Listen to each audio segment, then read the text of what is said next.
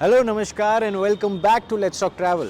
मैं हूं ऋषभ व्यास और आज हम बात करेंगे एक ऐसे टॉपिक, जी हाँ, एक ऐसे टॉपिक पे जिसमें बहुत सारा पेपर वर्क इन्वॉल्व है, बहुत सारा डॉक्यूमेंटेशन इन्वॉल्व है।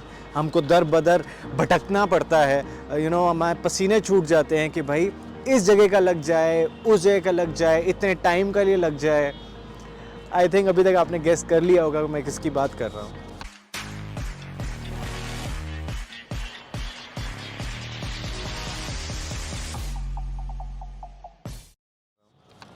जी हाँ, absolutely right. I am talking about visas in this video कि वीज़ाज़ होते क्या हैं। हाँ, ये इतना बवाल क्यों मचा हुआ वीज़ा के पीछे, इतनी रिस्ट्रिक्शंस क्यों हैं, इतनी स्ट्रिक्टनेस क्यों है, कैसे इन स्ट्रिक्टनेस को ओवरकम किया जा सकता है, और everything and anything about visas will be talking about that in this video. So let's start with the simple thing कि वीज़ाज़ एक्चुअली हैं क्या। Visa is nothing but a travel document जो ये बताता है कि आप जब कोई कंट्री विज़िट करने जा रहे हैं तो उसका पर्पस क्या है, राइट।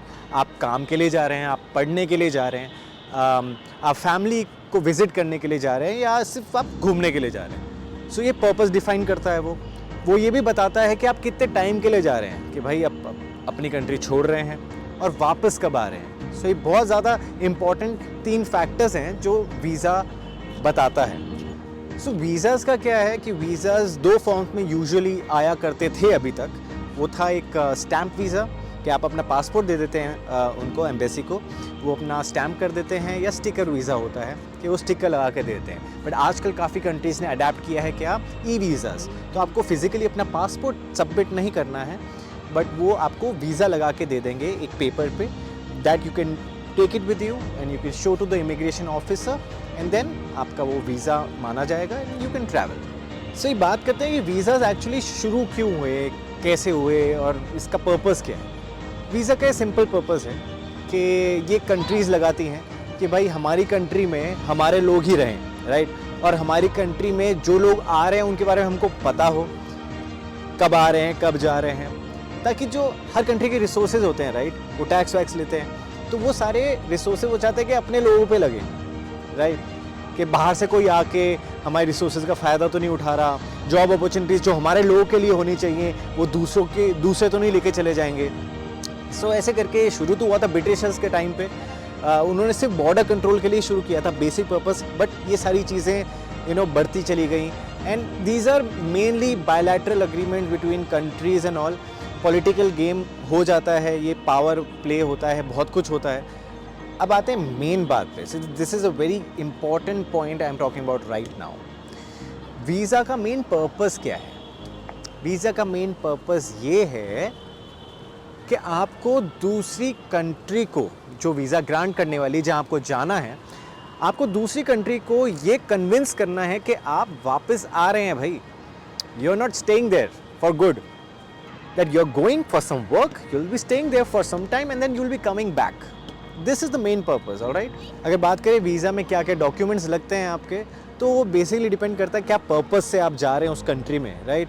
जैसे मैं बताया था आपको, काम से जा रहे हैं, पढ़ने जा रहे हैं, घूमने जा रहे हैं, या फैमिली को विज़िट करने जा रहे हैं, तो उस हिसाब से ना आपकी डॉक्यूमेंटेशन होती है। मतलब लोगों के इतनी मोटे मोटे फोल्डर्स बन जाते हैं वीज़ा डॉक्यूमेंटेशन में।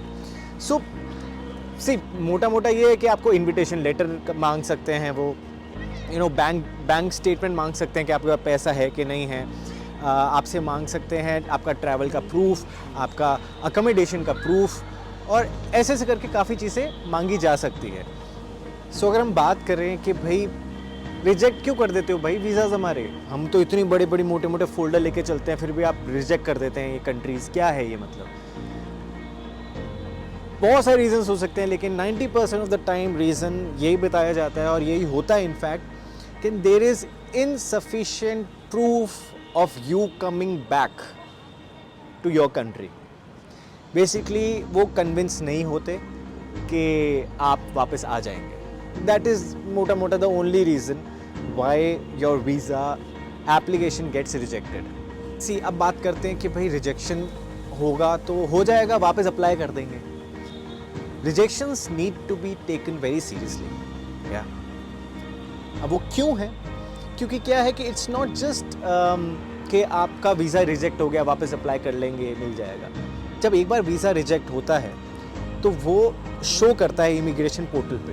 तो अगली बार जब आप कोई भी कंट्री ट्रैवल करना चाहते हैं तो एक बार दिखाई दे जाता है कि आपका वीज़ा रिजेक्ट हुआ था। तो जब वो आपकी प्रोफाइल जो आपका केस है वो स्क्रूटनी में आ जाता है और जगह का वीज़ा मिलना मुश्किल हो जाता है जब एक कंट्री का वीज़ा रिजेक्ट हो जाता है। तो हाउ टू बी 100% श्योर कि मेरा वीज़ा लग जाए हमेशा। सो 100% श्योर की बात नहीं करते, वो 99.99% की बात करते हैं। बट द की इसमें मंत्रा यही है कि come in the shoes of that visa officer who will be reviewing your application. या एक कंट्री के पॉइंट ऑफ व्यू से समझो कि अगर ये बंदा आ रहा है मेरी कंट्री में तो क्या ये वापस जाएगा, ये यहाँ पे रुक तो नहीं जाएगा, या यहाँ से आगे तो नहीं चला जाएगा। So we have to give that particular person enough proof, enough evidence कि भाई हम वापस आ रहे हैं। सो यू नो सिंपल सी बातें हैं कि यार मेरी प्रॉपर्टी है यहाँ पे तो मैं वापस आऊँगा ही आऊँगा, मेरा बिजनेस है यहाँ पे तो मैं वापस आऊँगा ही आऊँगा, मेरा वर्क है यार यहाँ पे, मेरा जॉब है यहाँ पे, उन्होंने मेरे को इतने दिन की ही लीव दी है तो मैं वो वाला लेटर लगाऊंगा ताकि वो बता दे कि भाई मेरे को जॉब वापस ज्वाइन करनी है। ऐसा तो नहीं है मैं जॉब छोड़ के चला जाऊँगा, ऐसा तो नहीं होगा। So you have to, bottom line again is you have to convince that other person कि भाई हम आ रहे हैं आपकी कंट्री, बस मेरा ये काम है, मैं काम करके वापस चला जाऊँगा। If you are convinced with your folder, with your application, trust me, that person will also be convinced. So yeah, that's it. I mean, visas के बारे में बताया मैंने आपको। So अगर ये वीडियो अच्छी लगी हो so like, share, comment, subscribe, follow, do everything. But please don't leave this channel because मैं और ऐसी interesting videos लेके आने वाला हूँ, और ऐसी educational और ऐसी informative videos लेके आने वाला हूँ जिससे कि आपकी travel life तो कम से कम आसान हो जाएगी। All right, see you. Jai Hind.